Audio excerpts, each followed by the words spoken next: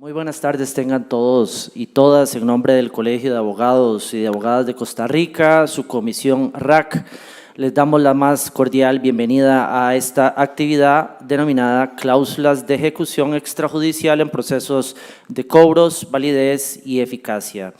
Solicitamos a quienes nos acompañan de manera presencial que a efectos de evitar cualquier tipo de interrupción, por favor tengan la gentileza de mantener sus teléfonos celulares en modo silencio. Eso se lo agradeceríamos inmensamente. También agradecemos a todas las personas que nos acompañan que en caso de alguna emergencia, este auditorio cuenta con salidas de emergencia. Las mismas se ubican a los costados del recinto, tanto en la parte del frente como en la parte de atrás. Para dar inicio a este acto, vamos a recibir al señor Miguel Arias Maduro, quien fungirá como moderador de esta mesa. El señor Arias Maduro es licenciado en Derecho, especialista en Derecho Notarial y Registral, especialista en Derecho Comercial, mediador certificado por la Universidad Escuela Libre de Derecho y por el Ministerio de Justicia y Paz. Además es coordinador de la Comisión RAC del Colegio de Abogados y de Abogadas de Costa Rica, mediador y árbitro del Centro de Arbitraje y Mediación, profesor universitario por más de 34 años, a quien le damos esta tarde un fuerte aplauso de bienvenida. Tiene usted, don Miguel, el uso de la palabra a partir de este momento para introducir a nuestros invitados especiales. Buenas tardes. Muchas gracias por acompañarnos. Hemos querido hacerlo presencial para ir desacostumbrándonos de la pandemia, ¿verdad? Así que es hora de retomar la socialización entre las personas. Y a pesar de eso nos pusieron distancia de COVID, ¿verdad? Este tema de esta presentación de hoy lo venimos meditando desde hace como 3 o 4 meses. Es un tema que ha capturado la atención de mucha gente, especialmente me imagino los que se dedican al tema de cobro judicial. No es un tema pacífico. En las pocas conversaciones que hemos tenido, yo con Carlos conmigo y don Fernando conmigo, pues ustedes saben que donde hay dos abogados hay 3 opiniones. Yo creo que aquí van a salir como 45 opiniones, pero eso es lo rico, eso es lo que queremos, que una vez hechos los planteamientos, ustedes también tengan la oportunidad no solamente de preguntar, sino de cuestionar, incluso de hacerle mejoras a la propuesta que se les va a hacer. La tesis de don Fernando Montero Piña pues no es reciente, él la ha estudiado, ustedes saben quién es Fernando Montero Piña, es un gran estudioso del derecho y ni qué decir de don Carlos Picado. O sea, yo estoy aquí entre verdaderas joyas del derecho. Entonces, la dinámica va a ser la siguiente. Primero nos va a ilustrar don Carlos Picado, él va a hacer su presentación. Posteriormente, don Fernando Montero Piña. Luego de eso vamos a tener un intercambio entre nosotros, tratando de resumir lo que se planteó. Y luego les vamos a dar oportunidad a ustedes para que comenten, critiquen, digan, aporten. Lo que queremos es realmente recoger los aportes de la comunidad jurídica en aras de llegar a una decisión final. Hoy en la tarde hablaba con Carlos sobre, ¿necesitamos reformar la ley o la dejamos así? Ese es punto primordial, ¿verdad? Y a propósito de modificar la ley, como estamos con el proceso de la unificación de las 2 leyes de arbitraje en Costa Rica, que es un proyecto que está en la Asamblea Legislativa, pues creo que sería un momento oportuno de hacerle alguna propuesta, si fuera del caso, una vez que los diputados empiecen a discutir la redacción final de lo que va a ser una única ley de arbitraje, porque recuerden que ahora tenemos dos, una ley para arbitraje doméstico y una ley para arbitraje comercial internacional. Entonces, el proyecto que hay en la Asamblea Legislativa es para unificar y tener solo una ley, pasar del dualismo al monismo arbitral, si se me permite la expresión. Ok, entonces, al final de la actividad vamos a tener un ágape en el otro edificio y ahí vamos a seguir conversando sobre el tema. Don Carlos Adolfo Picado Vargas es postdoctor en Derecho de la Universidad de Salamanca, España, doctor y magíster en Derecho Procesal de la Universidad Nacional de Rosario, Argentina, doctor en Derecho Procesal Civil de la Universidad Escuela Libre de Derecho, especialista en Derecho Agrario, licenciado en Derecho de la UCR, juez titular del Tribunal Agrario, profesor universitario en la Universidad de Costa Rica y la Universidad Libre de Derecho y autor de 67 libros en Derecho Procesal. Por cierto que afuera hay expuestos algunos libros que pueden adquirir de los panelistas. Ese es el resumen del currículum de don Carlos. Yo me imagino que tenerlo todo aquí sería como horas de estar leyendo, ¿verdad? Pero bueno, los dejo en compañía de don Carlos. Hagan sus anotaciones, hagan sus cuestionamientos y vamos a ver qué resulta de todo esto, ¿verdad? Muchas gracias por acompañarnos. Don Carlos. Muchas gracias, don Miguel, y muy buenas tardes para todos y todas. Estamos pues muy emocionados por ver tanta gente acá, ahora que todo es virtual y todo es hacer un clic. El hecho de venir acá y estar en persona y poder discutir y analizar los problemas que nos acogen a la justicia, pues es una motivación extra. Resulta ser que ayer fue el día del libro y bueno, los libros nos fraternizan, nos dan a conocer, pero también conocemos a las personas y cada libro que usted lleva, se lleva un pedacito del autor dentro suyo y se comunica y se expande. Y esos virus sí son buenos que se expandan. Y pues resulta ser que hace como 2 años estuve en redes y me hice amigo de don Fernando. Y coincidimos hace como un año aquí en una actividad en el Colegio de Abogados. Y bueno, yo siempre había comprado sus libros, como todos ustedes. El libro de obligaciones nos daba una visión moderna de lo que Brenes Córdoba hace 90 o 100 años escribía, y don Fernando es uno de mis acreedores, ahora que estamos hablando de cobro, de mis acreedores intelectuales. Y resulta ser que don Miguel, también tanteando, venimos desde hace meses hablando de esta actividad y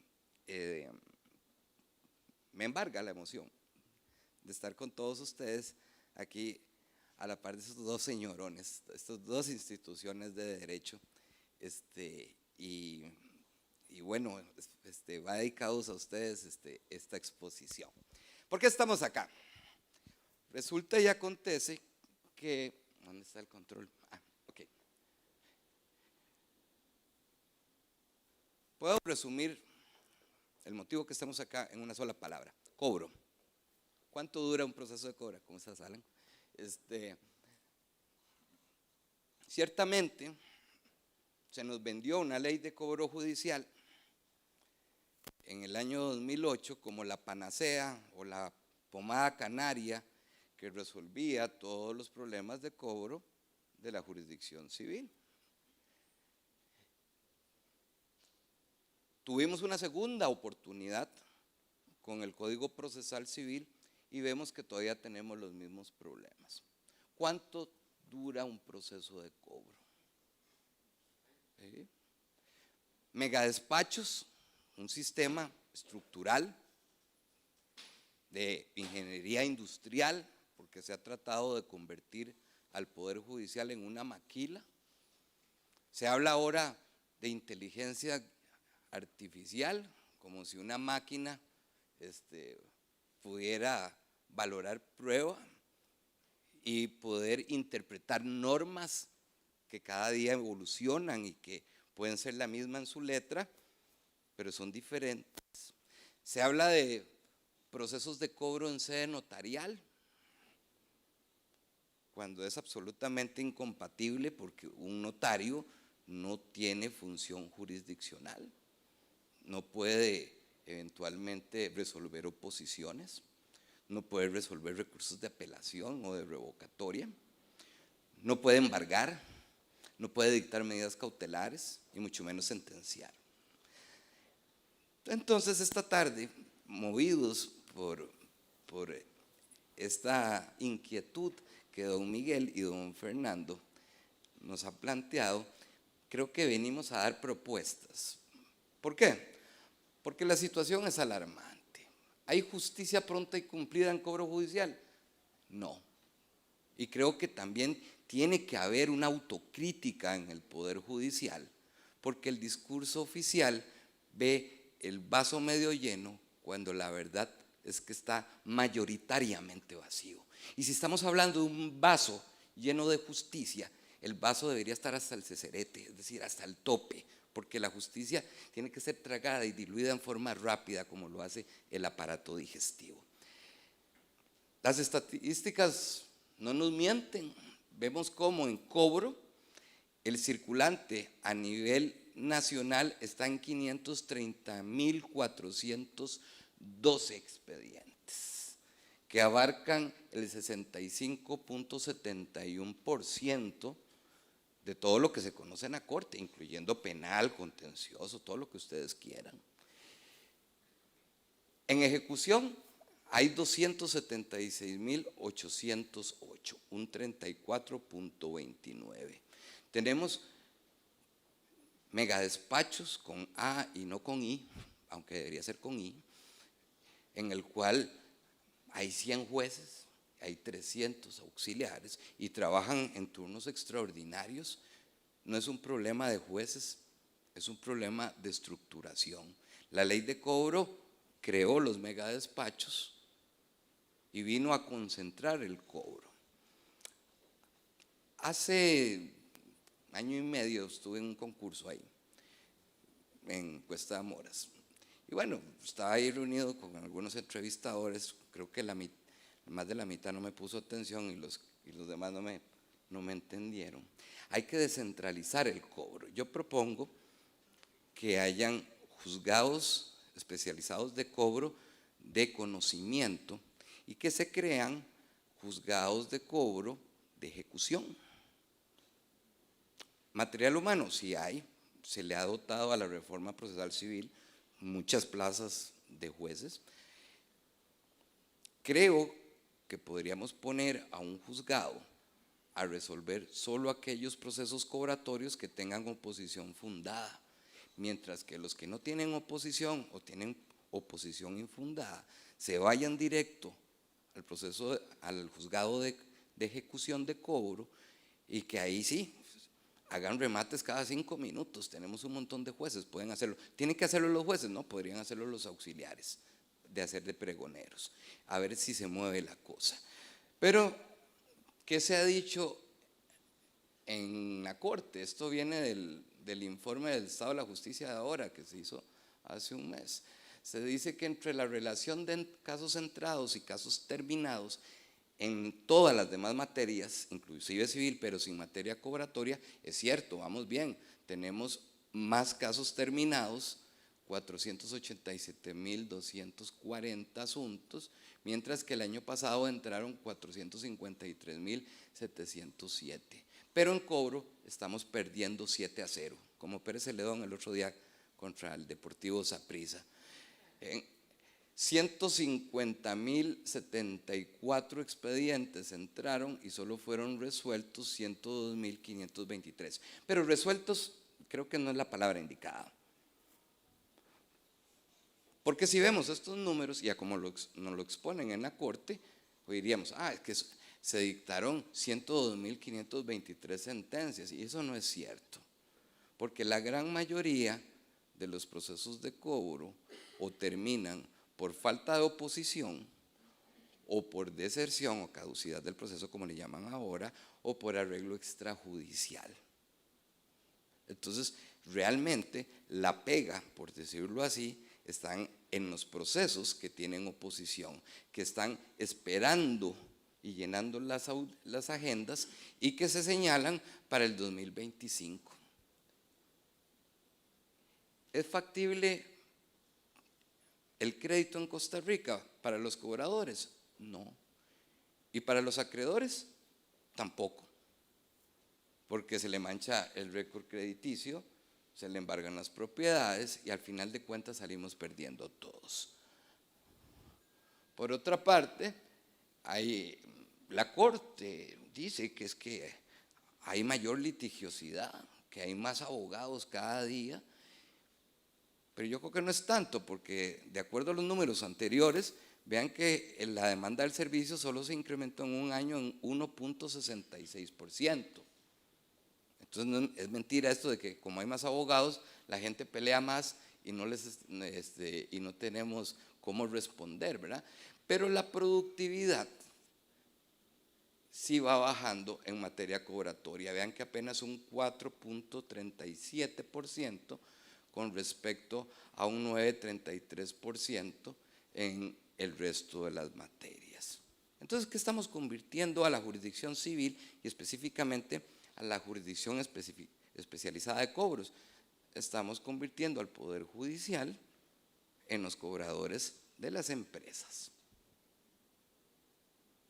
Conflictos entre sujetos privados en el cual creo que no se están dando los márgenes. Ahora bien, se habla de procesos cobratorios. En Costa Rica es el único país que se usa esta denominación. Algún autor por ahí dividió el derecho procesal civil en procesos cobratorios y procesos no cobratorios. Eso está equivocado. ¿Por qué? Porque la competencia de la jurisdicción civil es infinitamente más amplia que limitarse solo al cobro. Los procesos cobratorios, como así llamados, son aquellos que tienen como objeto el cobro efectivo de una deuda pecuniaria líquida exigible, ya sea garantizada en un título ejecutivo, que como decía don Olman Arguedas, ¿te acuerdas? Es aquel título que acarrea ejecución.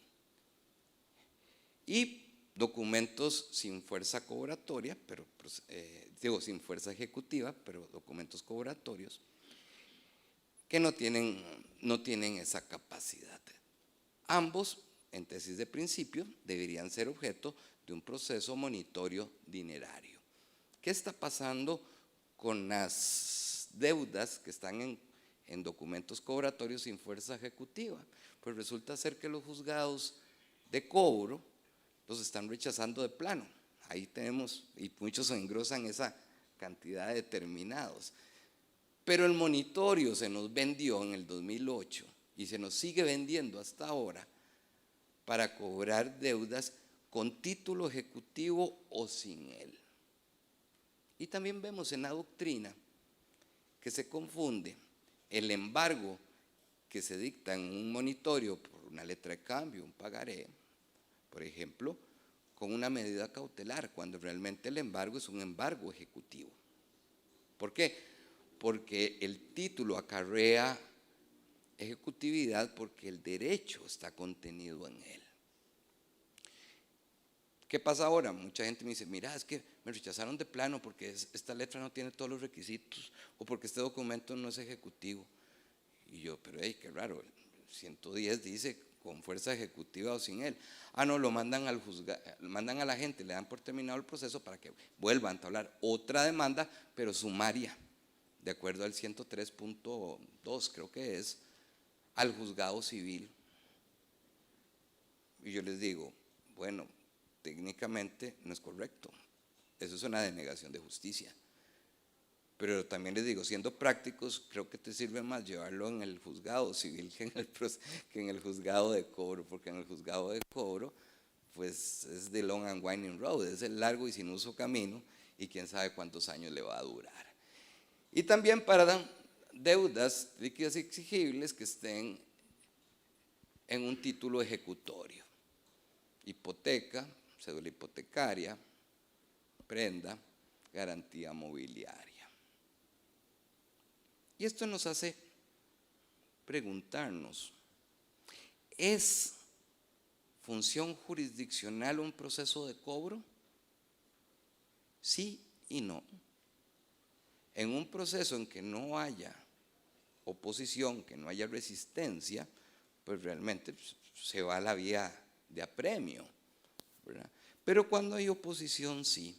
Y esa es una labor que nos parece que un notario no puede ni debe hacer. ¿Por qué? Porque no está investido de la función jurisdiccional.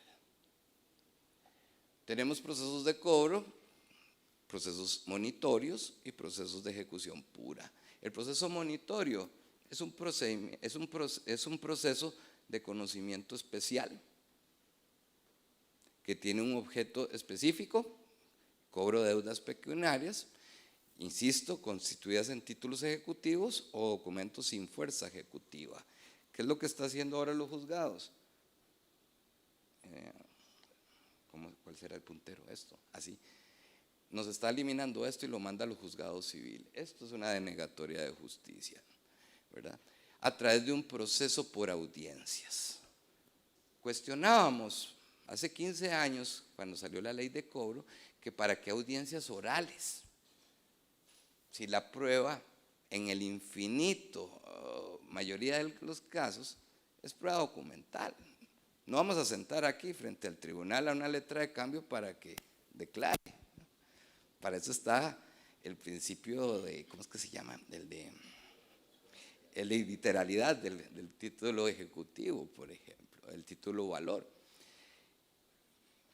Y se ha pensado en megadespachos que hagan audiencias únicas en que llaman a las partes, hay una prescripción y se hace toda la audiencia del 103.3 del Código Procesal Civil, cuando realmente lo único que hay que hacer es resolver una bendita prescripción, que dura más señalándose audiencia para dentro de 2 años que resolverla de una sola vez, habiéndole dado la audiencia previa a la parte actora. Entonces creo que hay que simplificar los procesos. Ahora bien, ¿es válido y eficaz un proceso arbitral de cobro? Que es básicamente la propuesta que tenemos entre manos. Me parece que sí, y espero poderlos convencer de acuerdo a ciertos argumentos partiendo de la mismísima teoría general del proceso. ¿Qué es un arbitraje?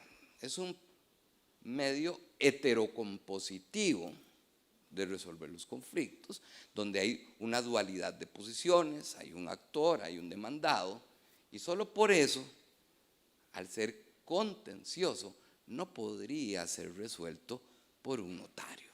Es una actividad absolutamente incompatible con la naturaleza de la función notarial. Pero en el arbitraje, me parece que sí. Hay un proceso regulado por etapas con una demanda y termina con un laudo que tiene una ventaja que no tiene el proceso cobratorio judicial, que no termina con cosa juzgada material, como si lo hace el arbitraje. Ahora bien, ¿qué es ser juez y qué es ser árbitro? Bueno, los jueces tenemos ciertos elementos que nos distinguen de otras figuras. Tenemos la nocio, que es la facultad para conocer de una determinada cuestión litigiosa. Esa condición también no tienen los árbitros. Lo que pasa es que la competencia del juez viene de la ley, mientras que el del árbitro viene de la cláusula arbitral, proveniente de la libertad o la autonomía de la voluntad. La vocatio es la facultad para generar cargas a las partes para que comparezcan al proceso. Eso también lo tienen los árbitros. ¿Por qué? Por un principio de materia arbitral, que es la fuerza vinculante de la cláusula arbitral. La coerción, aquí es donde están una de las mayores discusiones, es la facultad que tiene el juez de emplear la fuerza pública para el cumplimiento de medidas ordenadas dentro del proceso, posibilitando su desenvolvimiento. Bueno, tenemos que la ley uncitral sí faculta a los árbitros a dictar medidas cautelares, mientras que la ley RAC pareciera que no. Es necesario hacer una reforma a la ley RAC para uniformar el ordenamiento interno con respecto a esta ley. La iudición es la facultad de resolver el litigio con el efecto de la cosa juzgada, esa es otra característica común de los jueces y árbitros. Y la executio, o ejecución, que es la facultad de ejecutar mediante el uso de la fuerza pública la sentencia no acatada por las partes. Bueno, siempre se ha dicho entonces que la diferencia entre juez y árbitro es que los árbitros no tienen coercio y no tienen executio, pero la ley uncitral sí le da la coercio a los árbitros. Y la ejecución, en un proceso de ejecución hipotecaria, que eso es lo que le toca hablar a don Fernando, ¿hay laudo? ¿O habría laudo? No, no en sentido estricto. En un monitorio dinerario sí lo habría si hubiera oposición fundada del deudor. Pero ahora bien, ¿hay norma que impida que los árbitros puedan decretar embargos? Si su autoridad proviene de la misma voluntad de las partes, me parece que sí pueden decretar embargos, sin tener que hacer una reforma legal. Y ahora bien, ¿podrían hacer remates? Perfectamente. ¿Cuál sería la resolución final de un hipotecario? Sería necesariamente el auto que aprueba el remate. Y por ser dictada en sede arbitral, el único recurso que tendría es un recurso de nulidad. Es decir, solo se podrían alegar violaciones al debido proceso y no son cualquiera de las que se puede hacer. Por ende, me parece que el árbitro puede hacer las mismas funciones de cobro que un juez de cobro. Entonces, por ahí vamos allanando la cancha. Ahora bien, ¿qué principios trae el arbitraje para poderlo aplicar a cobros? Bueno, insisto, tiene el principio de autonomía de la voluntad, artículos 28 y 46 de la Constitución Política. Hay un principio de consensualidad o voluntariedad del arbitraje. Hay un principio de desjudicialización y mínima injerencia judicial. El principio del auxilio judicial subsidiario, que me parece que en un proceso de este tipo sería mínimo, ¿verdad? El principio de la fuerza vinculante del acuerdo arbitral, que lo habíamos dicho ahora, es que hay un acuerdo de voluntades de que si hay algún incumplimiento o cualquier divergencia, bueno, nos vamos a la justicia arbitral, ¿verdad? Incluso alguna doctrina habla de acuerdo expreso no implícito del acuerdo arbitral, así como el principio de aplicación de normas procesales nacionales o extranjeras, la Lex Fori. Entonces, por ejemplo, si Adriana me presta una plata, firmamos un pagaré o una letra de cambio, perfectamente podríamos incorporar en el pagaré o en la letra de cambio, aunque la letra de cambio es muy pequeña, o podríamos hacerlo en un documento adjunto por el principio de autonomía del documento de la cláusula arbitral, un acuerdo en el sentido de que si yo no le pago a Adriana, nos vamos a ir a la Cámara de Arbitraje, qué sé yo, de la Cámara de Comercio o cualquiera de las que hay, y si vemos que el proceso ejecutivo, porque en los demás países se llama ejecutivo, de México es más beneficioso, pues podemos acordar que apliquemos el procedimiento de cobro de México o de Panamá o de Estados Unidos. ¿Por qué? Porque las partes disponen tanto del objeto como del procedimiento para resolver la controversia. También tenemos el principio de carácter procesal del arbitraje y aplicación supletoria de otras normas procesales. Lo lógico sería, por ejemplo, que en la cláusula arbitral las partes indiquen que se va a llevar el proceso de cobro, que se va a aplicar el Código Procesal Civil y que va a ser ante el Tribunal Arbitral de la Cámara de Comercio. ¿Se podría perder tiempo nombrando los árbitros? No, en la misma Cámara se pueden designar el tribunal y así evitamos problemas en ese sentido. El principio dispositivo es, por supuesto, si no hay nada más patrimonial que un cobro, es igual que en el proceso civil. El principio de patrimonialidad del arbitraje. Y ojo, tenemos un principio de interpretación restrictiva de la nulidad. Es un proceso que evita el formalismo excesivo y que permite que el procedimiento sea más ágil y que no se prive la forma por la forma, sino que la forma está en función del fondo. Hay principio de disposición de etapas y plazos, perfectamente. La jurisprudencia ha dicho que la única que no se puede disponer es del alegato de conclusiones, por ejemplo, que es una de las causales de nulidad del laudo. Principio de renunciabilidad, bueno, en cuanto a las conclusiones. Y ojo, aquí hay un principio de onerosidad y costas. Estamos hablando de justicia privada, pero también estamos hablando de sujetos de derecho privado. Y claro, tal vez esta es la parte que tal vez a los bancos y a los de tarjetas de crédito no les gusta. Claro, tienen el servicio de cobro gratis en el Poder Judicial. Bueno, es cierto, pagan impuestos, como todos nosotros, como el que está a pie, así como el que anda en un Mercedes. Pero al final de cuentas estamos hablando que un 64% del circulante de todo lo que se discute en el Poder Judicial es para estas empresas. Entonces, permítame la expresión, pues que echen el huevo. Si quieren el huevo, pues que echen el huevo y que paguen árbitros. De todas formas, el banco nunca pierde, siempre se lo va a cobrar al deudor. Por eso hay un principio de libre elección del procedimiento y de libre fijación del procedimiento arbitral. Por supuesto que una cláusula arbitral no podría ser sencilla o simple, en el sentido de que simplemente decidimos someternos cualquier bronca al acuerdo arbitral. Lo ideal sería que indique cuál centro de arbitraje va a ser el competente y cuál es el procedimiento al cual se van a sujetar las partes. Como los contratos de crédito son de adhesión, perfectamente en una hipoteca se podría establecer estas cosas. Y otra, el principio de informalidad de las notificaciones. Cuando nosotros en el doctorado, ¿te acordás, Adriana? Llevamos arbitraje con Sergio Artavia. Bueno, nosotros nos quedamos maravillados. El auto de traslado se notificaba, bueno, eso hace 20 años por fax, ya creo que ya nadie tiene fax, ¿verdad? Pero podría ser perfectamente por correo electrónico, que es un medio incluso más seguro, ¿verdad?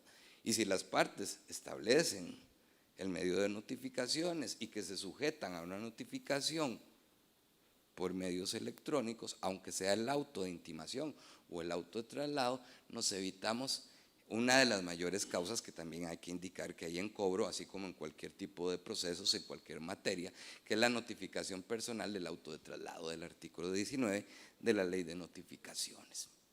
Bueno, y si no fuera así, ¿quién notifica? Pues notificaría un notario. Y así le damos brete a los notarios también. Entonces, ¿qué sería la cláusula arbitral? El arbitration agreement o accord arbitra o compromiso de arbitraje, mal llamado en algunas legislaciones todavía arcaicas como la Ley de Jurisdicción Agraria, que se le llama cláusula compromisoria, término absolutamente superado desde hace más de 40 años. Es aquel acuerdo en cuya virtud dos partes interesadas acuerdan someterse a la resolución procesal extrajudicial para dirimir un conflicto concretamente planteado ante uno o más árbitros determinados. Podría ser un cobro resuelto por un tribunal unipersonal, perfectamente. Estamos muy supeditados a la denominación de los árbitros en un tribunal colegiado para asuntos como sustitutos de un proceso ordinario. pero estamos hablando de aquí que es un procedimiento relativamente simple, ¿verdad? Y este contrato de arbitraje tiene que formalizarse por escrito, pero incluso se podría hacer hasta en una servilleta, dicen, siempre y cuando esté debidamente firmado y autenticado, ¿verdad? Entonces, tampoco cuesta incorporar cláusulas arbitrales en ese tipo. Ahora bien, ¿quiénes serían el público meta para estos procesos de cobro? Bueno, si vos tenés una garrotera ahí en el barrio, pues yo creo que no, vos no serías como el cliente estrella ahí, te va a salir más caro el cobro que el proceso de arbitral de cobro que el cobro mismo. Estamos hablando de las grandes empresas de crédito, que son los usuarios estrellas y los que abarcan, me imagino que no tengo estadísticas, pero debe ser por lo menos el 90% de los cobros, cuidado, y si no me quedo corto. La cláusula tiene sus propios principios independientes a lo que es el proceso arbitral. Tenemos el principio de supervivencia de la cláusula arbitral. El contrato base puede ser declarado nulo y aún así la cláusula arbitral mantiene su supervivencia. Eso es importante. El principio de competencia temporal de los árbitros. Bueno, es que los árbitros están supeditados temporalmente a ejercer la función en el caso concreto. Bueno, podríamos decirlo, ya que adelantándome un poco, ¿qué pasa en un proceso de cobro en que haya saldo al descubierto? ¿Van a estar los árbitros para siempre hasta que se pague el último centavo? No, me parece a mí que se puede aprobar el remate, se adjudica, y lo que es la puesta en posesión, si es un bien inmueble, del adjudicatario, se puede ya delegar a un juzgado de cobro de ejecución, precisamente. Y si hay saldos y eventualmente posibles remates, también se podría llevar al juzgado de cobro. ¿Por qué? Porque la pega, procesalmente hablando, la tenemos principalmente en lo que es el auto de traslado. ¿Cuánto dura un auto de traslado en un juzgado de cobro? Bueno, en Goicoechea duran entre 9 meses y 1 año. Si presentas la demanda defectuosa, tenés que tener cuidado con la prescripción, porque si no le van a dar traslado en el auto intimatorio, te van a dar un autito para que en 5 días corrijas la demanda, y dentro de 1 año, porque esa es la capacidad de respuesta del juzgado, le van a dar traslado. La segunda pega la tenemos en las notificaciones, ¿verdad? Obviamente todo el mundo se desaparece cuando se enteran de que hay un embargo o alguien les cuenta que hay un proceso de cobro contra una persona. Y luego la tercera pega la tenemos cuando hay oposición en la asignación o el señalamiento de audiencia única, porque las agendas están saturadas. En cambio, la fase ya de apremio propiamente dicha, el remate y la aprobación del remate no está tan lento. Entonces, perfectamente podría sacarse de ahí. ¿Cómo sería un monitorio de itinerario en sede arbitral? Bueno, aquí vamos a ponernos creativos, aunque no hay que ser tan creativo para poderlo lograr. Se presenta la demanda monitoria ante la Cámara de Arbitraje que se haya establecido en el acuerdo arbitral. Eventualmente, si está defectuosa, igual, esto es un monitorio, si aplicáramos en sede arbitral el Código Procesal Civil. Si está defectuosa, se le da 5 días para que lo corrija, si no, se declara inadmisible.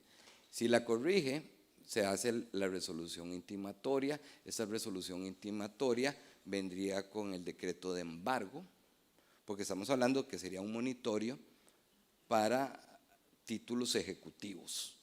No veo que bueno, podría ser, pero es más factible y más eficaz con título ejecutivo que con un documento cobratorio puro y simple, ¿verdad? Esta resolución intimatoria constreñaría al deudor a pagar, decretaría embargos, se notifica al demandado por correo electrónico, en vez de estar cazando fantasmas, los ghostbusters del cobro, ¿verdad?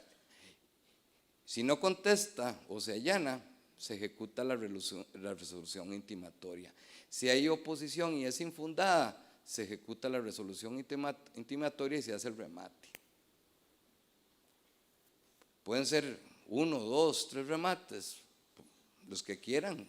Las partes pueden elegir el procedimiento, que si se hace un remate insubsistente o fracasado, se puede aplicar el CPC, ¿verdad? Si es fundada, entonces hacemos una audiencia, que me gusta más las audiencias de los reglamentos de las cámaras, ¿verdad? Que hay incluso más oralidad. Pero si la oposición es fundada porque se fundamenta únicamente en prueba documental, entonces no hacemos ninguna audiencia, se le da, de la oposición se le da traslado a la parte actora y ¡pum!, el tribunal dictaría el auto. ¿Cuánto se tardaría en esto? Bueno, no soy árbitro, me gustaría ser árbitro cuando me vaya a la corte. Bueno, están haciendo todo lo posible para que los jueces nos vayamos. El porcentaje de renuncias en los últimos 3 años ha sido infinito porque cada vez tenemos menos garantías laborales. Pero los que estamos de vocación, ahí estamos. Pero creo, proyectando cómo podría ser un proceso monitorio en sede arbitral, podría durar menos de 3 meses. Entonces aquí vamos con lo que es el costo de oportunidad. ¿Qué le sirve más a una empresa de cobro? ¿Pagar árbitros y estar en un trámite VIP o ir a hacer cola y mora judicial para todos nosotros? Entonces creo que casi llegando a las conclusiones, me parece que no se necesita una reforma legal. ¿Por qué? Porque si estamos hablando de cobro de deudas líquidas exigibles garantizadas en título ejecutivo o en título ejecutorio, no hay medidas cautelares en un proceso de cobro. La única medida cautelar sería el embargo preventivo, pero para documentos no cobratorios, pero para eso, en tesis de principio, tenemos el monitoreo judicial. Para decretar embargos, me parece que no, porque si las partes en la cláusula arbitral autorizan al tribunal arbitral a decretar embargos, perfectamente estos embargos son inscribibles en el registro. ¿Necesitamos un procedimiento arbitral específico? No, yo creo que las cámaras han hecho sus reglamentos. Si quieren podrían hacer un reglamento específico para cobro, pero perfectamente podrían aplicar el CPC si las partes dicen que es el CPC, o el CPC de El Salvador o de Nicaragua o de la Conchinchina, si las partes lo eligen así. ¿Por qué? Por el principio de libre elección del procedimiento. Y cuando habría oposición, la resolución sería un laudo. ¿Quién podría conocer del recurso de nulidad contra ese laudo? Tenemos una sala primera que tiene 3 años y medio de atraso. Claro, el discurso oficial también dice que asuntos de hace 3 meses ya están resueltos, pues esos son los recursos de casación que se rechazan de plano. Pero realmente lo que son competencias se dura más de 1 año. Y un proceso, mientras se resuelve la competencia judicial, ese año pesa porque el proceso está en ciernes apenas. Aquí tenemos varias propuestas y estábamos tanteando ahora por teléfono como al mediodía don Miguel y yo. Don Miguel propone que se haga un tribunal de laudo arbitral. El problema es que pues aquí rige la lorita, ¿verdad? Es que no hay plata para nada. Por eso el Código Procesal de Familia, el Código Procesal Agrario no han entrado, aparte de que hay que hacerles algunos arreglos. El crimen organizado, pues más o menos ahí va, pero el problema es presupuestario. Pero si vemos la estructura de la competencia funcional de la jurisdicción civil, vemos que la sala primera está saturada, el tribunal de colegiado de primera instancia están saturados, y bueno, y los juzgados de cobro y los juzgados civiles pues tampoco. El que está más flojito son los tribunales de apelación, las de los jueces 5. los que ven apelacioncitas de autos interlocutorios y sentencias de apelaciones contra sentencias de sumarios, ¿verdad? Pero en cierta forma hay una crítica a lo interno de la Corte de que está subutilizado el Tribunal de Apelaciones. ¿Por qué no hacemos una reforma a la Ley Orgánica del Poder Judicial y a la Ley RAC, y que el laudo no lo vea la Sala Primera, sino que lo vea en los tribunales de apelaciones de cada circuito judicial? Entonces, aquí nosotros ponemos opciones, ¿verdad? Pero creo que realmente una reforma integral, magnificente, como siempre se nos ha querido vender, no es necesario en materia arbitral. ¿Qué ocurriría con un saldo al descubierto? Bueno, si hay un saldo al descubierto, el proceso arbitral no va a ser para siempre. El auto que aprueba el saldo al descubierto es título ejecutivo. Por ende, puede irse al juzgado de cobro para eventualmente, si aparecen bienes del deudor, pues seguir la ejecución allá. Pero ya la pega, que es en sí lo que es la oposición, ya se solventó. ¿Quién pondría en posesión al adjudicatario? Perfectamente lo podría hacer el juzgado de cobro. Y aquí sí digo, también podría poner en posesión un notario, porque una puesta en posesión no es función jurisdiccional, ahí no estás dictando el derecho en ningún caso concreto, estás meramente ejecutando. Debe seguir la Sala Primera conociendo de recursos de nulidad contra laudos, no solo en cobro, sino también en otros tipos de materias. Me parece que no, me parece que la sala está absolutamente abarrotada. Cuando entre el Código Procesal Agrario, como la casación no va a tener cuantía, se va a llenar aún más. Y también creo que tiene que haber una reestructuración de las funciones de los magistrados, porque los magistrados son más administradores que jueces, con todo respeto, pero están demasiado ocupados en el gobierno judicial para resolver realmente los asuntos de los costarricenses, que al final de cuentas es la razón primordial de sus cargos. Por ende, creo que el arbitraje trae ventajas que no tiene el cobro judicial, privacidad, tanto en las audiencias como en el contenido y en las pruebas, y aunque se pierde esa privacidad, cuando el laudo llega a la Sala Primera, el proceso es 90% o 95% es privado. Hay especialidad, la jurisdicción común convierte al juez en expertos transitorios que deben resolver en una semana un sinfín de controversias de muchas índoles. En cambio, el arbitraje tiene la especialidad de los árbitros en la materia. Celeridad, como lo vimos ahora, los plazos pueden ser más cortos, incluso las partes podrían renunciar a ciertas etapas procesales. Efectividad, me parece que sí, por el carácter de cosa juzgada material del laudo. Ahí ya no cabría después un proceso ordinario para poderse traer abajo el título, ¿verdad? Y en la eficacia en la ejecución del laudo. Más ventajas, es un proceso tecnificado, es económico en tiempo, va a durar mucho menos que un proceso judicial, y empresarialmente es más factible, pues se toma como un costo de oportunidad, principalmente por la devaluación de las obligaciones de los valores y en menor medida de las dinerarias. Hay inmediación, hay concentración y hay oralidad, como en el proceso del Código Procesal Civil, incluso aún más, porque en cierta forma el Código Procesal Civil tomó mucho de materia arbitral en lo que es el proceso por audiencias orales, ¿verdad? Y hay una informalidad que hace que eventualmente las oposiciones, por ejemplo en un monitorio dinerario, se restrinjan efectivamente al pago, la prescripción o la falta de exigibilidad de la obligación. Habrían menos incidentes y habría, me parece, una justicia más pronta y cumplida, porque al final de cuentas creo que las vías procesales tenemos que modernizarlas y para eso estamos aquí, porque el proceso no debe ser un culto a las formas, el proceso es un medio y no es un fin.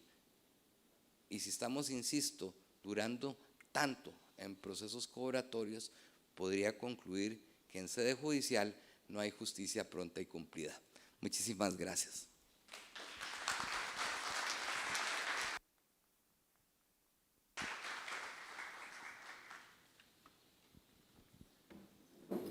A mí casi se me cae el pelo de todo lo que dijo de estar pensando en, porque quienes hemos tenido alguna experiencia en arbitraje y en el litigio, pues hacer match entre las dos cosas, como lo está planteando Carlos, como que tiene ciertos, como que le falta una pata al gato, ¿verdad? Yo quiero ver porque obviamente los honorarios de los árbitros van a estar en función de la cuantía del proceso, ¿verdad? Entonces pensemos en un proceso arbitral monitorio de 100,000 colones. ¿Cuántos son los honorarios de los árbitros? ¿Y cuántos árbitros van a estar dispuestos a aceptar? Porque ese es otro tema, ¿verdad? Cuando se designa un árbitro, el árbitro puede decir, no acepto, por múltiples razones, ¿verdad? Tengo muchos procesos, estoy muy ocupado, no tengo tiempo, o tengo un conflicto de intereses. Me preocupa el tema de los deudores que escabullan el registro de la SUGEF para ver si son buenos pagadores o malos pagadores. Y ciertamente, y creo que para mí es un tema muy delicado, Sala Primera, ¿verdad? Si la Sala Primera fuera un tribunal eficiente en temas de conocimiento de laudos, de nulidades de laudo, pues no estaríamos discutiendo esto, ¿verdad? Pero es altamente ineficiente y la justicia no solo la obtenemos a través de decisiones de jueces, también tenemos justicia a través de decisiones de árbitros que tienen la misma función de un juez, pero tenemos una pega cuando llegamos a la nulidad del laudo. Y ahora imagínense un laudo sobre un proceso monitorio que vaya a Sala Primera. Ahí se desbarató el muñeco, definitivamente.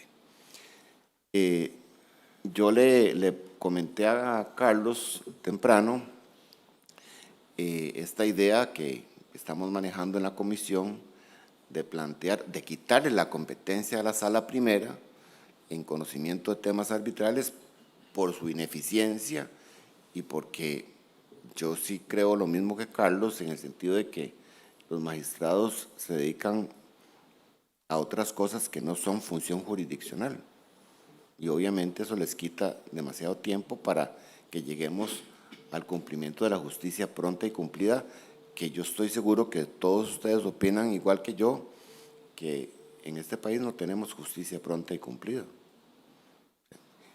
Nos acercamos por medio del proceso arbitral, pero al final con el laudo vamos a Sala Primera y ahí se pierde el objetivo uno de los objetivos que tiene el proceso arbitral, aparte de la confidencialidad y otros más. Pero bueno, ciertamente la idea es, démosle forma a esto, ¿verdad? Carlos se refirió a los... La primera vez que yo escuché la teoría de Carlos en cláusula arbitral, en una letra de cambio, yo dije, bueno, esas letras van a tener que ser del tamaño de un papel de oficio, ¿verdad? Porque si estamos considerando la posibilidad de incluir una cláusula de arbitraje en una letra de cambio, pues vamos a necesitar suficiente espacio, especialmente cuando los abogados son creativos redactando cláusulas de arbitraje, ¿verdad, don Jorge? Eso puede más bien crear una complicación o podríamos pensar, como es lo que se recomienda, estandarización de cláusulas arbitrales, ¿verdad? Que es parte de lo que don Fernando ahora nos va a comentar. Ciertamente me surgen una gran cantidad de dudas e inquietudes y estoy seguro que ustedes también, pero bueno, lo vamos a ir comentando. Voy a presentarles a don Fernando Montero Piña,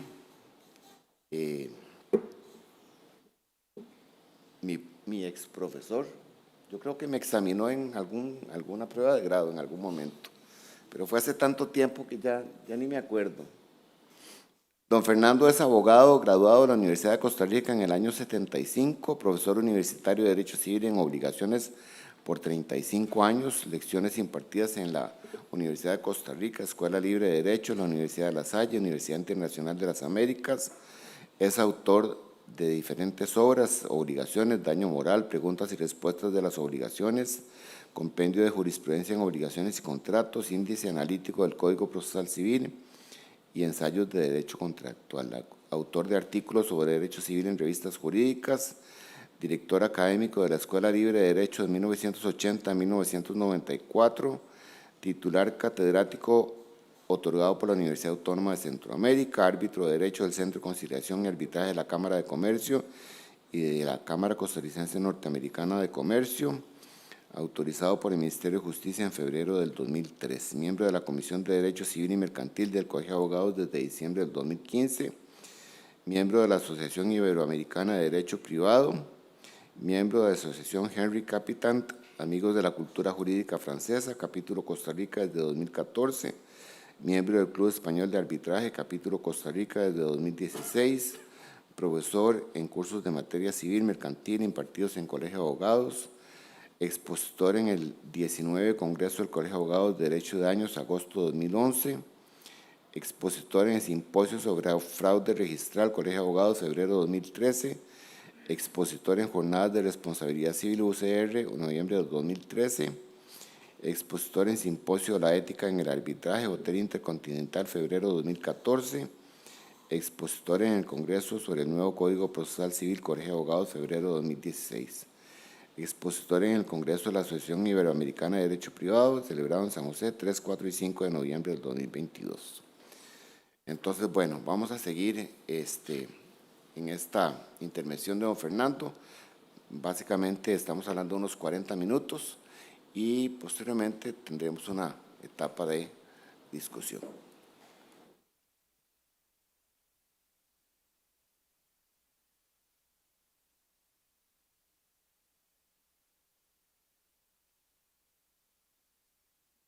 Don Miguel, voy a plantear de manera propositiva el problema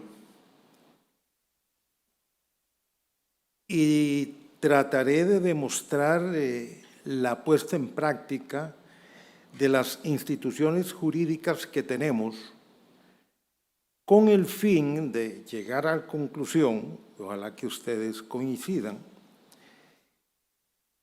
de que en el arbitraje se pueden resolver no solamente pretensiones declarativas, sino también pretensiones de ejecución relacionadas con contratos dinerarios que han sido incumplidos, tales como el contrato de préstamo con hipoteca común, el contrato de préstamo con garantía de cédulas hipotecarias, el contrato bancario de préstamo dinerario con garantía mobiliaria, el contrato de fideicomiso de garantía, el contrato de préstamo con garantía prendaria, contratos de préstamo de dinero sin garantía, entre otros.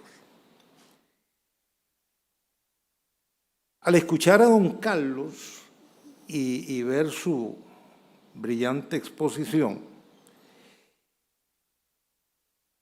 da la sospecha de que él y yo nos pusimos de acuerdo para hacer nuestras ponencias.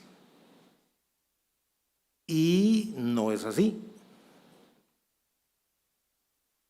Cuando Miguel, el amigo y exalumno Miguel, me invitó a esta actividad, duré 2 segundos en aceptar, porque sabía lo importante, especialmente para mí, que era el tema. Y una de los temores de enfrentarme a don Carlos, con toda su sabiduría, era que él estuviera convencido de que se requiere reforma legislativa para lo que vamos a plantear. Cuando hablamos hace unos días sobre el tema y me dijo que no, yo me sentí muy contento, porque vamos en la misma línea. Hace 30 años o más se viene hablando de la mora judicial y de los tiempos de respuesta de la justicia pronta y cumplida. Pero conforme pasa el tiempo, en vez de mejorar, para nadie es un secreto, se empeora la situación del retraso. Todos hemos sufrido la angustia de presentar un proceso hipotecario y, con mucha suerte, 8 o 9 meses después le dan curso. O como un caso que tuve, que el juzgado, una señora o señorita jueza recién graduada, dijo que estaba defectuosa la demanda porque le faltaba un timbre de 125 colones fiscal en el poder. Al final se convenció de que estaba equivocada porque no faltaba, pero ya habíamos perdido esos 9 meses.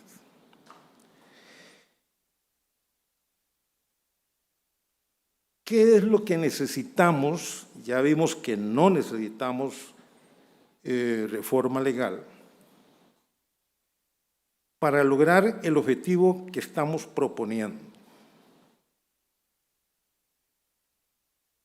En principio,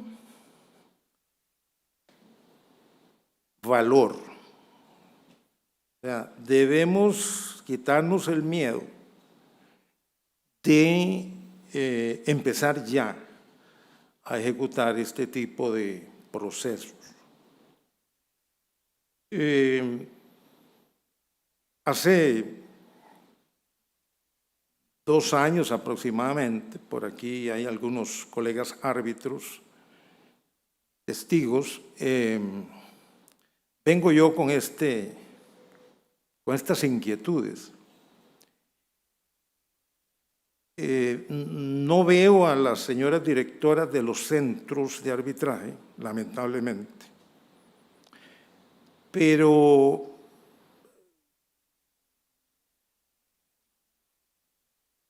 creo que hace tiempo debieron los centros proponerse a hacer sus reglamentos internos para poner en práctica este asunto. No lo han hecho. Desconozco los motivos. Se requiere, en principio, de una reglamentación interna. No obstante, esa ausencia de reglamentación puede suplirse, como lo decía don Carlos, por la voluntad de las partes.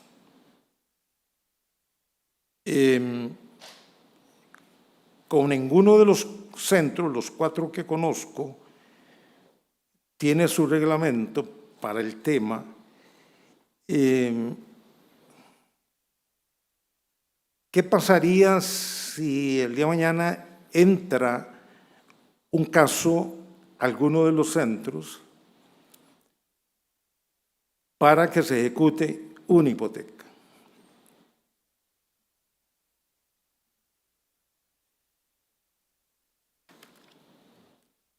¿Cuáles son los beneficios de la propuesta que estamos haciendo? Por un lado, los usuarios del Poder Judicial se beneficiarían porque se reduciría el circulante judicial. Y esto, pues, ya vieron las estadísticas que nos expuso don Carlos. El acreedor verá satisfecho su interés patrimonial que ha sido afectado con un incumplimiento, porque en mucho menos tiempo del que se necesita en la sede judicial, logra la recuperación de su crédito. Ya sabemos lo que se dura en el Poder Judicial y les puedo asegurar, tengo 20 años de experiencia en el arbitraje, y don Carlos acertó en su cálculo. Yo creo que no duraríamos más de 3 meses en tener el inmueble adjudicado y el remate aprobado. La presentación voy a dividirla en 2 partes. La primera va a ser el fundamento jurídico de lo que les propongo. Y después,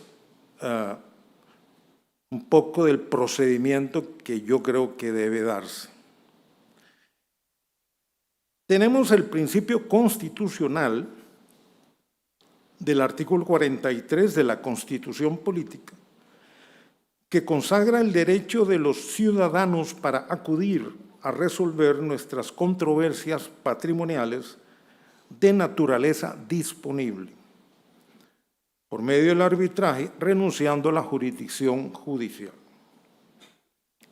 Por otro lado, tenemos la norma jurídica, que es del artículo 2 de la Ley sobre Resolución Alterna de Conflictos y Promoción de la Paz Social.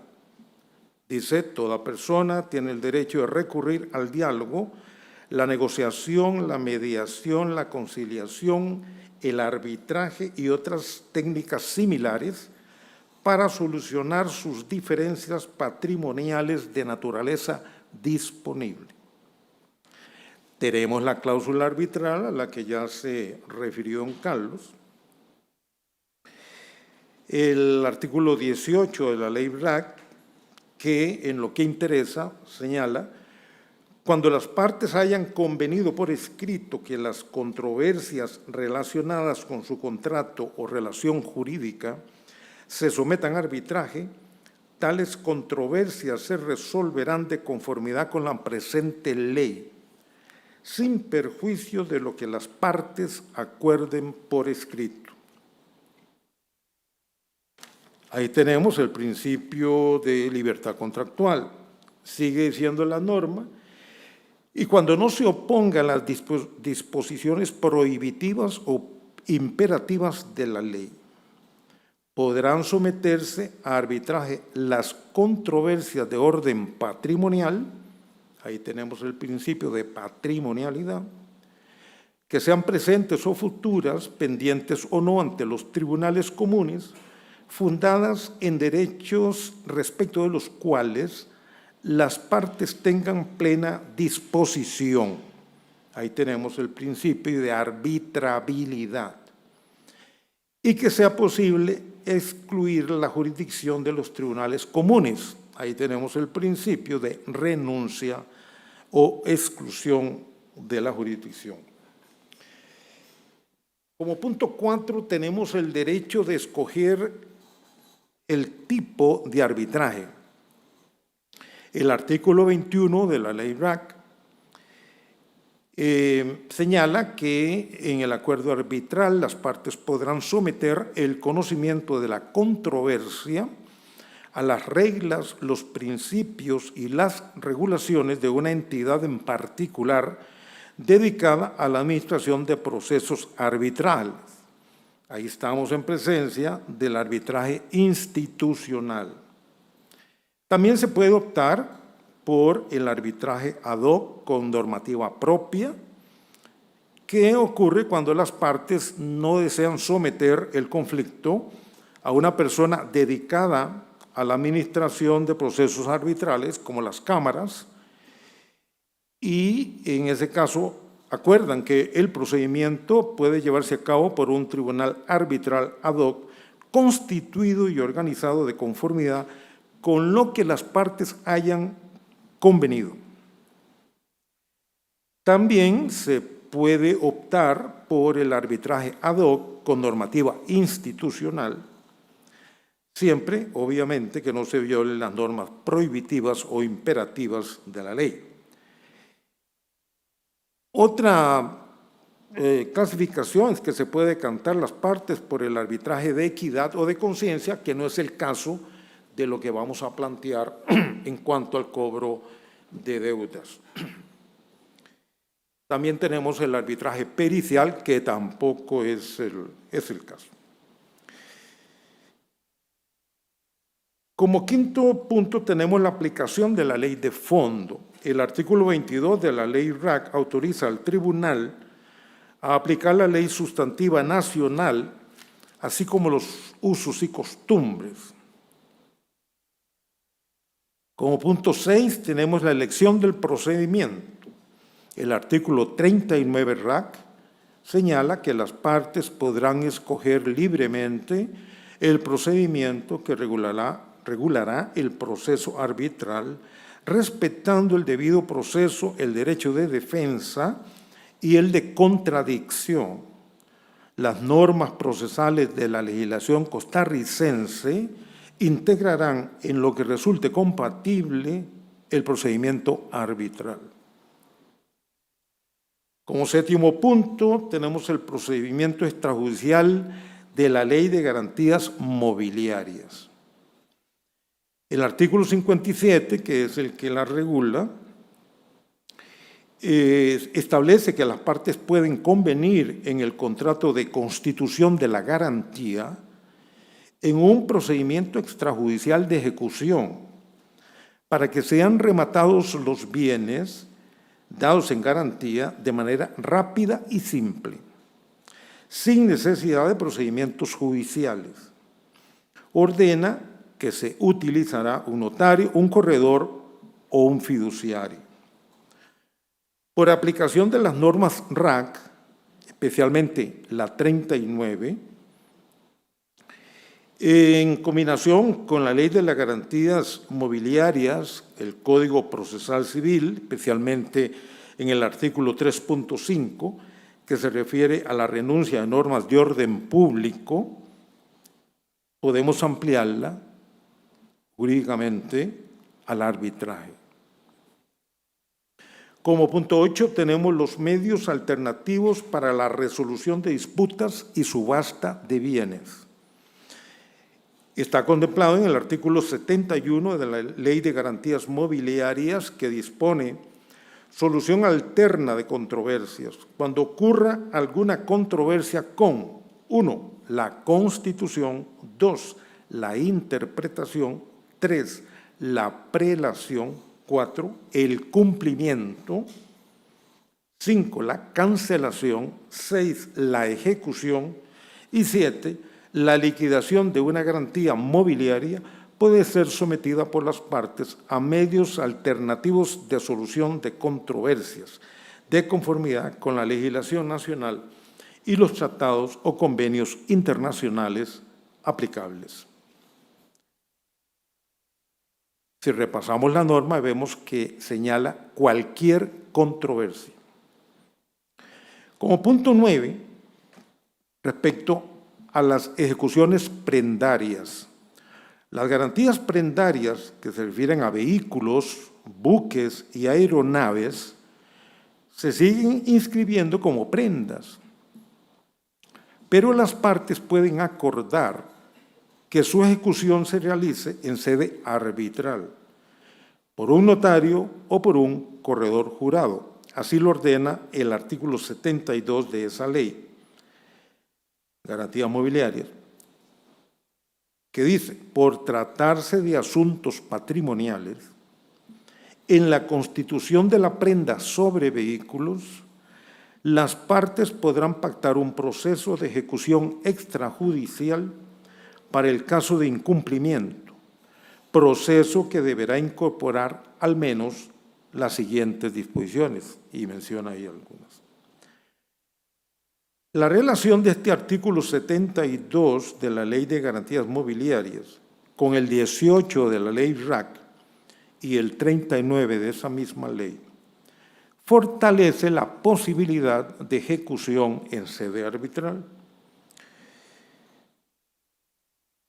En el 18 se señala que las partes pueden convenir que la controversia de un contrato o relación jurídica se someta a arbitraje, en cuyo caso se resolverá según la ley, sin perjuicio de que las partes acuerden por escrito. Como punto 10, la selección de la jurisdicción para la disputa. El artículo 74 de la Ley de Garantías Mobiliarias permite acudir al arbitraje cuando autoriza que en todo contrato de crédito o garantía las partes pueden escoger libremente la jurisdicción nacional, judicial o arbitral, a la que someterán la resolución de los conflictos que se presenten sin perjuicio de los fueros imperativos y siempre que no se trate de una imposición abusiva del foro. Sabemos que en Costa Rica no existe un foro legal imperativo para el cobro de las hipotecas, ni para las prendas, ni para los contratos dinerarios. ¿Cómo sucede? En asuntos de familia, en lo penal, en lo contencioso administrativo, pues esas son materias, entre otras, que no son arbitrables. Como punto 11, tenemos que las obligaciones dinerarias son derechos disponibles. Las obligaciones que se garantizan con hipoteca, los préstamos prendarios, los préstamos sin hipoteca, son obligaciones dinerarias, son derechos disponibles y no existe norma que impida que se renuncie a la jurisdicción ordinaria en una cláusula arbitral, más bien está garantizado por la Constitución política. Tenemos que el incumplimiento en el pago de una obligación hipotecaria es una diferencia patrimonial de naturaleza disponible, artículo 2 RAC. El incumplimiento en el pago de una obligación hipotecaria es un conflicto entre particulares, artículo 3 RAC. Y es una controversia, artículo 18 RAC. Consecuentemente, sí pueden someterse a solución arbitral. Ahora pasamos al procedimiento. Como primer paso, la competencia del tribunal, a la que don Carlos ya hizo referencia. Es muy importante la redacción que le demos al contrato de préstamo, porque este contrato de préstamo hipotecario, sin hipoteca, cualquier otro contrato dinerario, debe contener la cláusula arbitral, que es la que confiere la competencia al tribunal y somete a ejecución la garantía renunciando a la jurisdicción común para que los árbitros se encarguen de cumplir con la voluntad del contrato. Como sabemos, en la constitución de una hipoteca sin cláusula arbitral no se requiere la firma del acreedor, pero en este caso deberá ser firmada por el deudor, como es usual, y por el acreedor. Y por supuesto debe inscribirse en el registro público, cuando hay necesidad de inscripción, como en el caso de la prenda en la hipoteca, porque en los contratos bancarios o privados dinerarios sin hipoteca y sin prenda, pues no se requiere la inscripción registral. Yo recomiendo que como complemento de la cláusula se pacten los procedimientos, indicándole al tribunal cómo debe tramitarse el proceso de cobro, voluntad de las partes.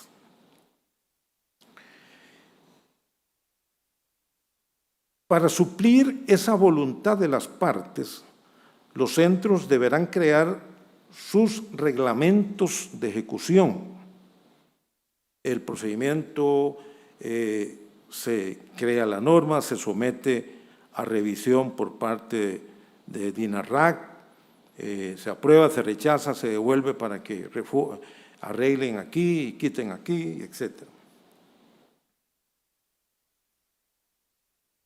No obstante, y esto lo dije en un seminario anterior con árbitros, me parece que si las partes no convienen el procedimiento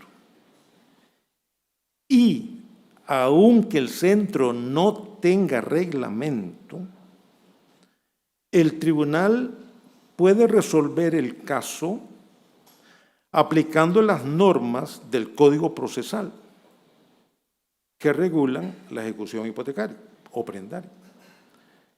Porque para ello están autorizados según el numeral 39 RAC.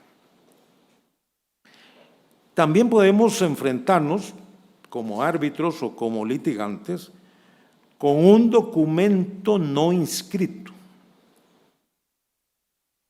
En ese caso, la prenda o la hipoteca con cláusula arbitral que no esté inscrita puede igual ejecutarse en sede arbitral, pero no es oponible a terceros, tales como anotantes, coacreedores y otros interesados.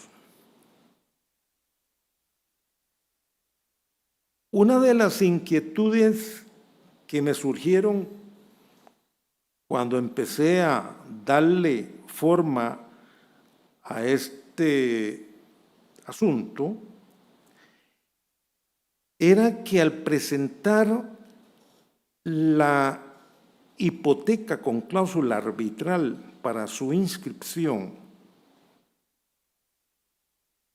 me podía topar o nos podemos topar con que el registrador, que a veces son más creativos que nosotros los notarios, solicitara que se corrigiera el testimonio para que no tomara nota el registro de la cláusula arbitral, ni del procedimiento. Y entonces yo decía, ¿qué tira si hay que ponerle sin que tome nota el registro? Pues el asunto se nos complica un poco porque no se podía oponer ni la cláusula arbitral ni el procedimiento. No se podía oponer a terceros. Pero ya hice una hipoteca con cláusula arbitral, ya la presenté al registro y la inscribieron sin ningún problema. Eso es una buena noticia.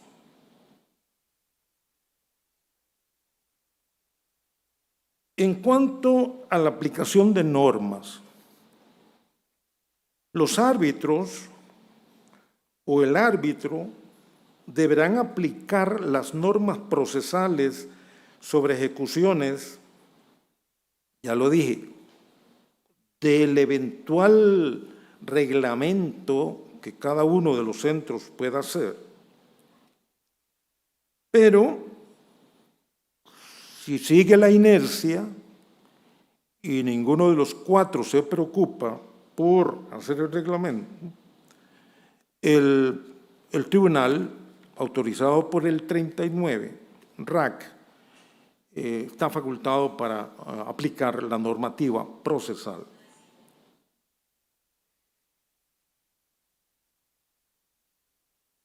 Y también puede echar mano a los procedimientos que están contemplados en la Ley de Garantías Mobiliarias relacionadas con el procedimiento de ejecución, cuando sean compatibles, obviamente.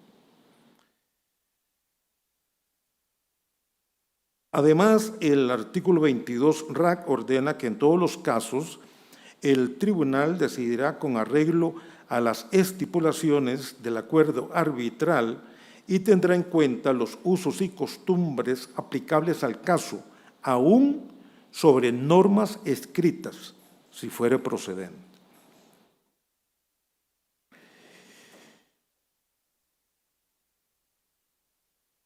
¿Cómo se inicia el procedimiento arbitral? Se presenta el requerimiento por parte de la actora, se designa al tribunal, que puede ser unipersonal o colegiado. El tribunal revisa los requisitos. Si está defectuosa, como dijo Juan Carlos, se previene la corrección.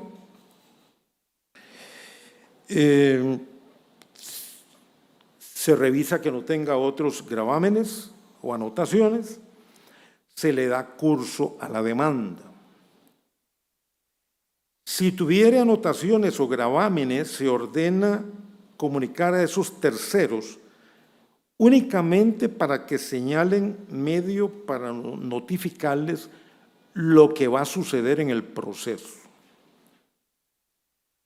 No importa si los otros gravámenes son de menor o de mayor grado.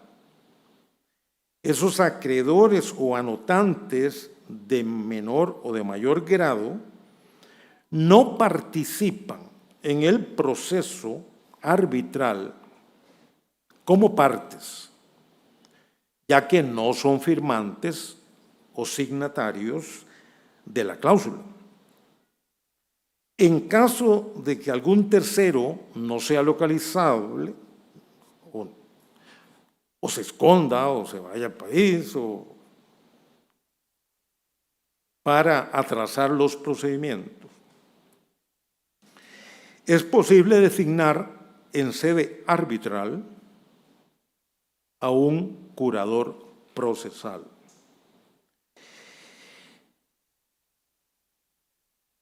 Ya lo hemos hecho como árbitros, hemos designado en 2 casos, por lo menos que yo conozca. La sustitución o la defensa del desaparecido, representándolo un curador procesal. Obviamente se le fijan honorarios, etcétera, etcétera. Ya ustedes saben cómo funciona eso. ¿Qué sucede si el demandado opone excepciones? En ese caso se da la audiencia al actor por 5 días. Estas excepciones tienen que estar resueltas antes del remate. Lo que se resuelva de la excepción no tiene apelación, porque en la legislación arbitral no existe apelación para este tipo de decisiones. De acuerdo con el 168 procesal civil, en los procesos hipotecarios solamente se admiten oposiciones relacionadas, ya don Carlos lo dijo, con la falta de exigibilidad, la excepción de pago y la excepción de prescripción. No obstante, las partes pueden convenir que la decisión que resuelva la excepción no tendrá recurso de apelación, es decir, se renuncia anticipadamente a el ejercicio de la apelación. La excepción de incompetencia. Otro de los temores que me surgieron cuando empecé a estructurar estas ideas, que ahora están más ordenadas que antes, consistía ese temor en la posibilidad de que el demandado opusiera la defensa de incompetencia.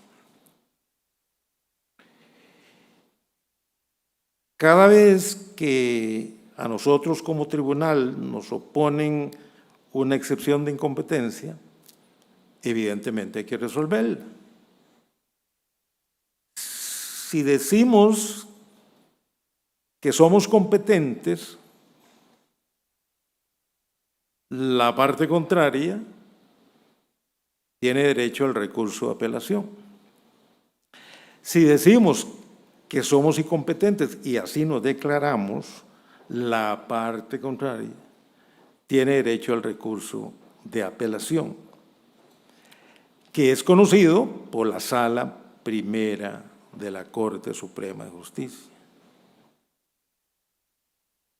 Y ahí tenemos que esperar 3 años y medio para que resuelvan el recurso de apelación.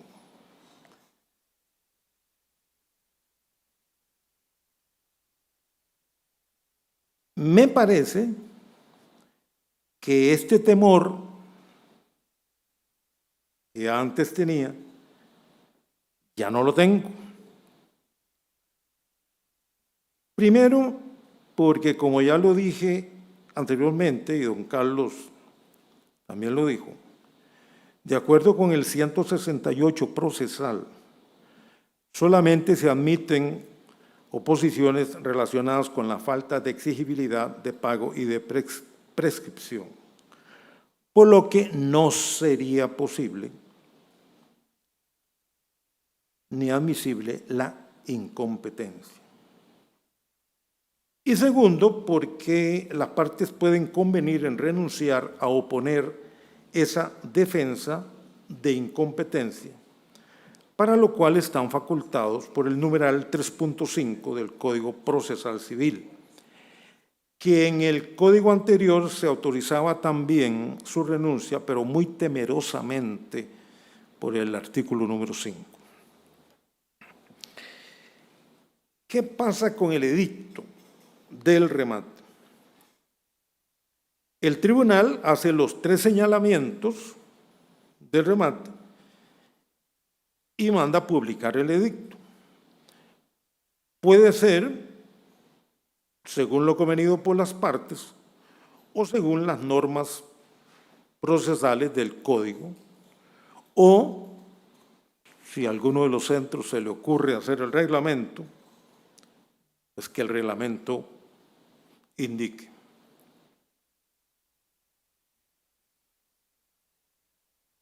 ¿Qué pasa con una posible subrogación? Como ustedes saben, la subrogación opera cuando un tercero paga deuda ajena. Entonces, si el tercero de menor derecho o incluso de mayor derecho paga la obligación adeudada, se produce la subrogación legal automática. Es decir, no tienen que convenirla las partes, que están reguladas por el 786 y siguientes del Código Civil. Si sucede ese pago del tercero de menor o de mayor derecho, o incluso un particular, el tribunal debe seguir conociendo de la ejecución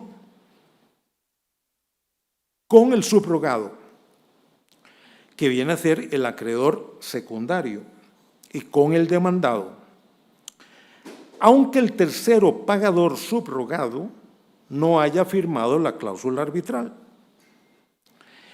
Esto es así porque la subrogación traspasa al nuevo acreedor todos los derechos, todas las acciones y todos los privilegios del acreedor originario, según lo dispone el 791 del Código Civil.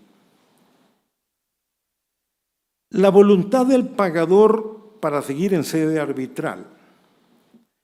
El tribunal le debe solicitar al pagador subrogado que exprese su voluntad respecto a si quiere continuar en sede arbitral, en cuyo caso opera la conjunción de voluntades, aplicándole a teoría de la emisión y de la recepción de voluntades, que ustedes conocen. O si este tercero prefiere acudir a la vía judicial y abandonar la sede arbitral. Queda entonces a su voluntad la escogencia. Pero a mí me parece que si la ley le brinda esta oportunidad de validez, de eficacia, de agilidad y de rapidez, parece ilógico que no quiera seguir en el arbitraje y prefiera ir a sufrir el viacrucis judicial. ¿Quién hace el remate? El remate, como es usual en la práctica mercantil, lo puede hacer un corredor jurado llamado martillero, según el artículo 311 del Código de Comercio, o un notario, según el 34 del Código Notarial y el 57 de la Ley de Garantías Mobiliarias. Como sucede en el fideicomiso de garantía que regula el artículo 648, párrafo segundo del Código Mercantil, el cual autoriza al fiduciario a vender o rematar los bienes en caso de incumplimiento. Todo de acuerdo con lo que se disponga en el contrato de fideicomiso. ¿Podrá ser el remate, podrá realizarlo el tribunal? Me parece que sí, porque considero que no hay prohibición legal para que el remate lo haga directamente el tribunal.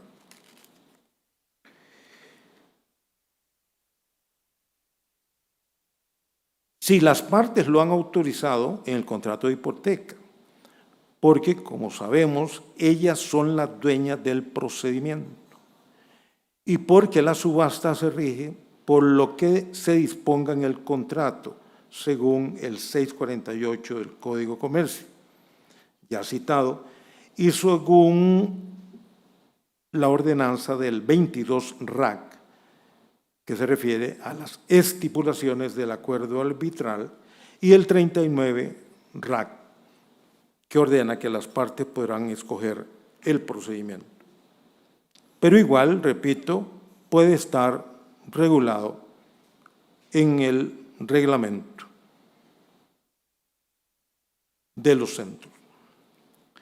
La adjudicación.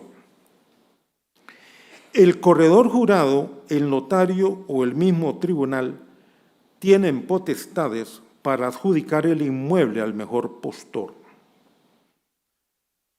porque están autorizados para hacer el remate, pero también las partes los pueden autorizar.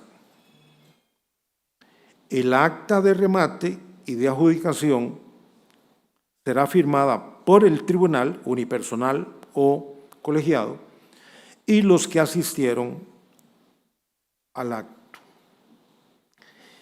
¿Qué pasa con la aprobación del remate?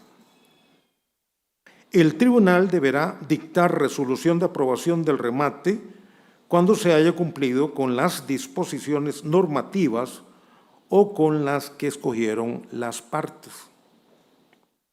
En la resolución se ordenará la cancelación de las inscripciones o anotaciones relativas al crédito de grado superior vencido y los grados inferiores, para lo cual, a solicitud del interesado o de oficio, se solicitará la intervención del juez civil, porque los árbitros no tenemos potestad de imperio. También el tribunal arbitral autorizará la protocolización notarial pertinente y ordenará el pago de lo recaudado al acreedor rematante o a quien corresponda. Como el dinero de la subasta se deposita en la Cámara, el tribunal ordena el giro de los dineros. ¿Qué pasa si hay saldo en descubierto o desmejoramiento del bien?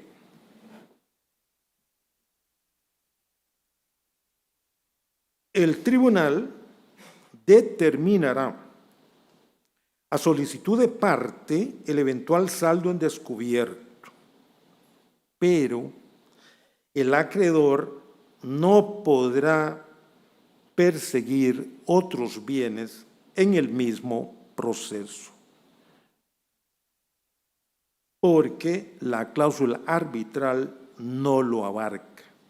Además, porque la jurisdicción de los árbitros es temporal y, como dijo don Carlos, no puede el tribunal seguir per secula seculum.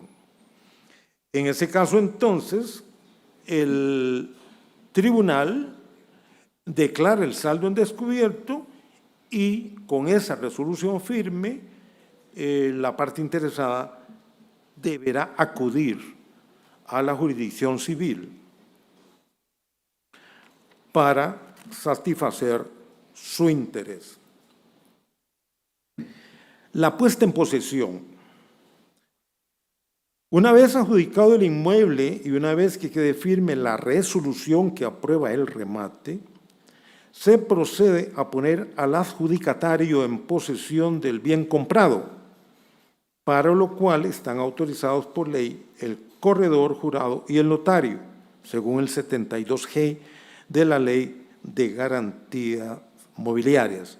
Para mí, esta autorización de la Ley de Garantías Mobiliarias está un poco temerosa, parece como que sí, como que no, pero bueno, es al fin una autorización. No obstante, las partes pueden autorizar, y ya don Carlos lo dijo, pueden autorizar al tribunal para que realice la puesta en posesión, porque la puesta en posesión no es ni medida cautelar, simplemente es la consecuencia de una resolución firme. Si las partes no autorizan al tribunal, el actor o el mismo tribunal puede pedir al juez civil de la jurisdicción que proceda a ordenar la puesta en posesión y que el juez solicite a la autoridad policial que realice el acto forzoso de la puesta en posesión para el evento de que el expropietario no quiera abandonar el inmueble. La resolución del juez que ordena la puesta en posesión forzosa no tiene recurso, según el artículo 67.3 del Código Procesal Civil. La escritura de protocolización de las piezas del proceso. La escritura será confeccionada por notario escogido por el rematante o por el tribunal para su inscripción en el registro público. Así quedó autorizado por el 72F de la Ley de Garantías. Me parece que cuando los centros decidan hacer su reglamento, es conveniente y saludable que haya una lista de notarios para que ellos no sean escogidos ni por el tribunal ni por la parte, sino que realicen su servicio notarial, se me ocurre por orden alfabético. El recurso de nulidad, que ya mencionó don Miguel y don Carlos. Esta es otra de las inquietudes que me surgieron al principio cuando estaba manoseando estas normativas. Porque lo resuelto por el tribunal, ¿qué pasa, decía yo, si el demandado presenta el recurso de nulidad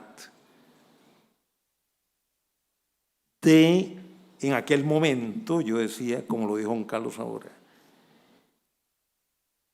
del laudo? Y resulta que esa es una de las, digamos, el principal recurso que tienen las partes. Y este recurso de nulidad ni siquiera el tribunal unipersonal o colegiado simplemente manda el expediente a la sala primera para que esté ahí otros 3 años y medio. Y entonces yo decía, todo el tiempo entonces que ganaríamos con la ejecución hipotecaria, lo perdemos ahí porque mejor quedarse en la jurisdicción civil, porque ahí no hay casación. Bueno, he llegado a la conclusión, espero que coincidan, y si no, pues para eso estamos, para intercambiar ideas. Es que mi conclusión es que no debemos tener ese miedo, porque el proceso arbitral de ejecución hipotecaria, y ahí no coincido con don Carlos, no termina con un laudo. Ya, antes yo tenía el temor, ahora estoy convencido de que no. ¿Y por qué no termina con un laudo? Si terminara con laudo, sí tiene recurso de nulidad, por disposición de la ley. Pero lo que haríamos los árbitros es que dictamos una resolución de aprobación del remate. Y con eso termina el proceso. Consecuentemente, por no ser un laudo, no tendría recurso de nulidad. Recordemos además que en el proceso hipotecario judicial no hay sentencia. Ahí no se dicta sentencia, se dicta la aprobación y tal y cual, y se ordena la protocolización de piezas. La renuncia a las normas procesales, que podríamos tener cierto temor ahí y satanizar esa renuncia en una exposición que hice ante unos árbitros, 30 o 40 árbitros. Me decían, pero es que no se puede renunciar a normas procesales porque son de orden público. Pues bien, el artículo 3.5 del Código Procesal Civil, voy a leerlo: las normas procesales son indisponibles. Las partes no podrán, por acuerdo entre ellas, y ni siquiera con la autorización del tribunal, disponer o renunciar de manera anticipada a las normas procesales. Y viene lo bueno: salvo los supuestos de mecanismos alternos de solución de conflictos, sumisión de competencia admisible, ejecuciones extrajudiciales o actos jurídicos expresamente previstos en el ordenamiento jurídico.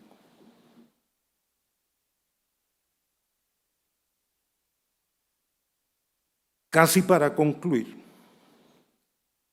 voy a hacer referencia a un antecedente jurisprudencial que nos va a llenar de mucho entusiasmo. Como sabemos, las cuotas condominales adeudadas tienen garantía legal hipotecaria conforme a la ley que regula esa materia. En la mayoría de los condominios, el reglamento tiene una cláusula arbitral estatutaria para todos los conflictos que se lleguen a presentar. Pues hubo un caso en que la administración de un condominio presentó un proceso hipotecario, obviamente contra un condómino, ante el juzgado de cobro y civil de menor cuantía de Heredia. La parte demandada opuso la excepción de incompetencia con base en la cláusula arbitral contenida en esos estatutos. El juzgado de cobro acogió la excepción de incompetencia. La parte actora manifestó su inconformidad y, como ustedes saben, en esos casos se envía a la sala primera. Y la sala primera, en sentencia número, pueden apuntar, 397-2017, de las 9 horas 48 minutos del 6 de abril de 2017. Repito, 397-2017, de las 9:48 horas del 6 de abril de 2017, confirmó lo resuelto y determinó que esa hipoteca tiene que ser cobrada en sede arbitral. En lo que interesa, afirmó, comillas, de lo anterior se desprende que compete a la sede arbitral conocer la controversia cuando consta que las partes estipularon su intención de someterse a esa vía alterna para resolver sus conflictos. Según lo dispuesto por el artículo 1022 del Código Civil, dicho acuerdo tiene fuerza de ley entre las partes contratantes.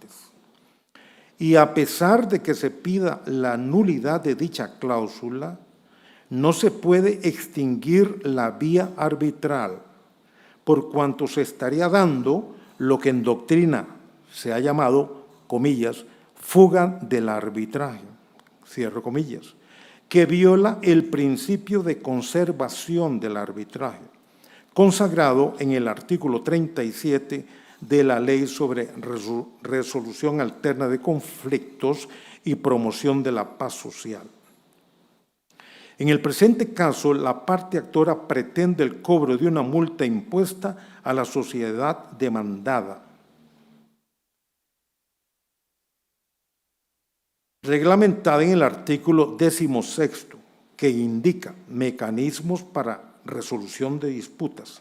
Los condóminos, la asamblea de propietarios y el administrador, en adelante identificados en este artículo como las partes, en apego a lo dispuesto en los artículos 41 y 43 de la Constitución Política, renuncian expresamente a la jurisdicción ordinaria y acuerdan resolver cualquier conflicto de conformidad con los reglamentos de conciliación y arbitraje del Centro de Conciliación y Arbitraje de la Cámara XX, a cuyas normas las partes se someterán en forma incondicional, siendo que contiene una renuncia de las partes a la jurisdicción ordinaria, no corresponde su conocimiento a la jurisdicción civil, sino a la arbitral. En consecuencia, se confirma la resolución de las tales y cuales y cuales. Para concluir, afirmo que la combinación de las normas de la ley RAC, el Código Procesal Civil, la aplicación analógica de algunas normas procesales y sustantivas de la Ley de Garantías Mobiliarias, las normas conexas como las citadas del Código Mercantil y Notarial, y las nuevas normas de los reglamentos de los centros de arbitraje que quieran crear, hacen que podamos afirmar sin miedo a equivocarnos que se pueden tramitar en la vía arbitral sin necesidad de reforma legislativa la ejecución de hipotecas, la ejecución de prendas, las ejecuciones de garantías mobiliarias y los préstamos dinerarios sin garantías, entre otros. Seguramente estaré equivocado en algunos de mis criterios, pero los que resulten erróneos, algún fruto van a dejar. Pues de ellos ustedes podrán descubrir otras verdades diferentes a las mías. Lo que quiero con este intercambio de criterios y de ideas es estimular el análisis para que surjan opiniones a favor o en contra de las propuestas que estoy haciendo.